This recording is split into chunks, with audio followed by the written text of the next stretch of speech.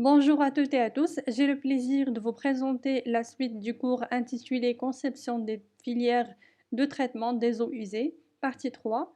Nous allons détailler dans cette troisième partie la phase de dimensionnement relative à la première étape de traitement. Comme nous l'avons expliqué précédemment, il s'agit de l'étape de dégrilleur. Le dégrilleur est le premier poste de traitement pour les eaux résiduaires. Il permet à la fois de protéger les ouvrages en aval contre l'arrivée de gros objets. Ces gros objets qui sont susceptibles de provoquer des bouchages. Il permet aussi de séparer et évacuer facilement les matières volumineuses. Ces matières volumineuses qui sont charriées par l'eau brute, qui pourraient nuire et provoquent une nuisance à l'efficacité du traitement. On peut distinguer différents types de dégrilleurs selon le mode de nettoyage. Il y a des grilles manuelles et automatiques.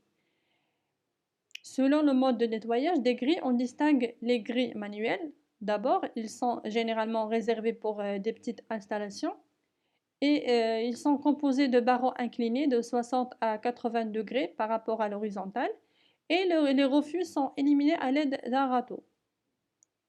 Ces grilles doivent être calculées largement pour éviter la nécessité d'interventions très fréquentes pour le nettoyage. Il y a aussi les grilles mécaniques. Les grilles mécaniques elles sont destinées pour les stations importantes ou pour les eaux brutes très chargées en matière grossière. Et la manœuvre automatique de la grille permet d'éviter le colmatage rapide de la grille. On passe maintenant aux critères de conception. Les critères de conception sont comme suit. Les diamètres des barreaux en millimètres, l'espacement entre les barres en millimètres, la pente par rapport à l'horizontale, la vitesse à travers les grilles et les pertes de charge admissibles. On passe maintenant au dimensionnement de dégrilleur. Les calculs relatifs au dégrilleur consistent à déterminer la surface de la grille nécessaire à l'élimination des matières volumineuses, puis la largeur qui est associée. Le dégrilleur doit être dimensionné par rapport au débit de pointe instantané par temps sec, de manière à garantir que la grille ne sera pas inondée lors des conditions de pointe. De plus, dans les installations de dégrillage, il est important de s'assurer que les vitesses sont suffisamment grandes pour éviter le dépôt de sédiments. On passe directement à un exemple d'application pour bien comprendre les relations de calcul. Cet exemple est comme suit. Soit un dégrilleur mécanique à barreaux circulaires ayant les caractéristiques suivantes. Premièrement, on a la vitesse à travers la grille, V égale 0,8 mètres par seconde. Sachant que la vitesse représente un des critères de conception. Et notez bien que la vitesse moyenne d'écoulement à travers les grilles est de l'ordre de 0,6 à 1 mètre par seconde.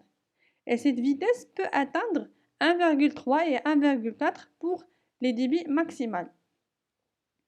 Puis on a l'angle d'inclinaison θ égale 70 degrés et β dans notre cas égale à 1,79 pour les barreaux circulaires. Ce coefficient β qui tient compte de forme de barreaux. On a ensuite l'espacement entre les barreaux, E égale 25 mm. Les barreaux circulaires de diamètre B égale 10 mm. La largeur de la grille L égale 1 mètre et l'accélération de la pesanteur. Voici les valeurs du coefficient β qui tient compte de la forme des barreaux. Concernant la forme rectangulaire à arête à angle droit, β égale 2,42. Pour les barreaux rectangulaires avec face amont circulaire, β égale 1,83. Et pour les barreaux circulaires, comme dans notre cas d'application, β égale 1,79. Comme on a déjà précisé, le dimensionnement de dégrilleur se base sur le calcul de la surface, ou bien la superficie ouverte, la surface verticale aussi, de la grille et qui est donnée par la formule suivante. On a la superficie égale le débit maximal à travers la grille divisé par le produit de la vitesse de l'écoulement à travers la grille ou A multiplié par C. A, c'est coefficient de passage libre donné par la relation suivante. A qui est égal diamètre des barreaux divisé par le diamètre des barreaux plus l'espacement entre les barreaux, multiplié par le coefficient de colmatage qui dépend de la qualité de l'eau et du système de reprise des résidus. Il est généralement entre 0,1 et 0,3 pour une grille manuelle et entre 0,4 et 0,5 pour une grille automatique. On a cette relation et on doit calculer la superficie ou bien la surface verticale. Le débit, on a déjà la valeur. On a la valeur de la vitesse et on a la valeur du coefficient de colmatage puisqu'il s'agissait de grilles manuelles. Et ce qu'on doit calculer, c'est les coefficients de passage libre.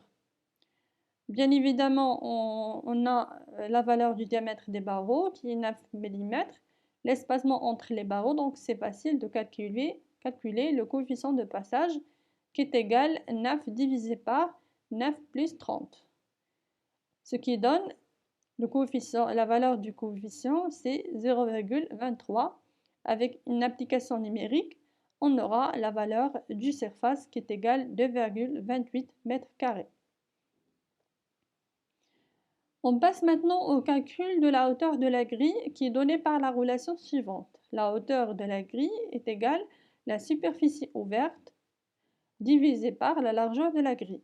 On a la valeur maintenant de la superficie, la largeur qui est déjà donnée, donc h égale 2,28 mètres. Troisièmement, on doit calculer le nombre des barreaux. Le nombre de barreaux, voici la relation. La largeur de la grille moins l'espacement entre les barreaux divisé par l'espacement plus le diamètre des barreaux. Comment on a trouvé cette relation? C'est par là. Voici, on a ici la relation du largeur de la grille qui est égale au nombre d'espacements multiplié par l'espacement entre les barreaux plus nombre de barreaux multiplié par le diamètre des barreaux.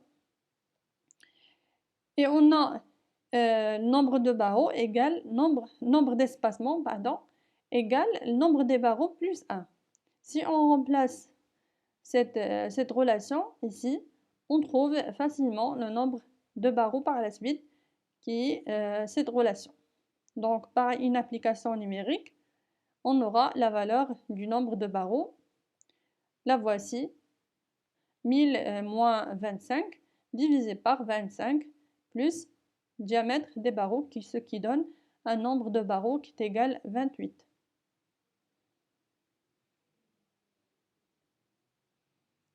La dernière question, c'est de déterminer les pertes de charge à travers la grille.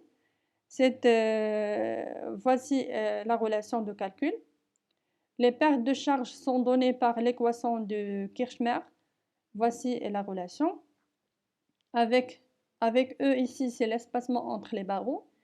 B, c'est le diamètre des barreaux. L'angle θ, c'est l'angle d'inclinaison de la grille par rapport à l'horizontale.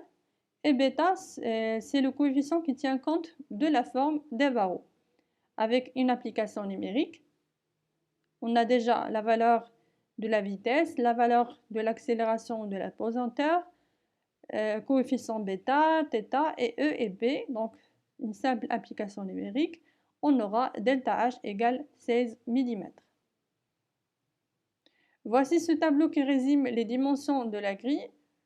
Les voici. On a les données de base qu'on a déjà calculées, la superficie ouverte de la grille en mètres carrés. Voici la valeur 4,71. La hauteur de la grille, le nombre de barreaux et les pertes de charge.